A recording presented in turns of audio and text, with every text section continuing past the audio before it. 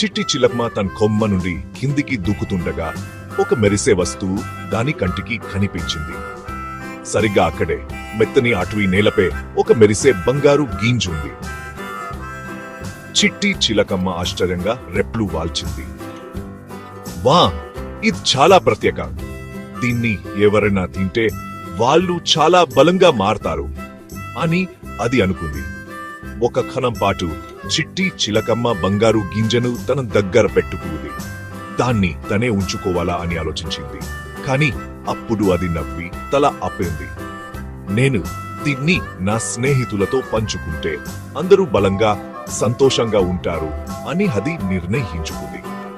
కాబట్టి చిట్టి చిలకమ్మ తన స్నేహితులను పిలిచింది. అది గంతులు వేసే కుందేలుకు ఒక ముక్క ఇచ్చింది. ఆపై తన రంగురంగుల చిలుక స్నేహితులకు, ఒక అందమైన నెమలికి మరియు చిన్న చీమలకు కూడా ఇచ్చింది. ప్రతి జంతువుకు ఆ మాయా బంగారు గింజలో ఒక చిన్న ముక్క లభించింది. అకస్మాత్తుగా అడవి అంతా నవ్వులు, సంగీతంతో నిండిపోయింది.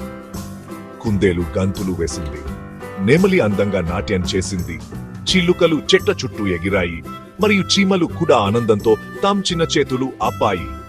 అందరూ కలిసి పాడారు, నాట్యం చేశారు. చాలా సంతోషంగా, బలంగా అనిపించింది. సూర్యుడు అస్తమించి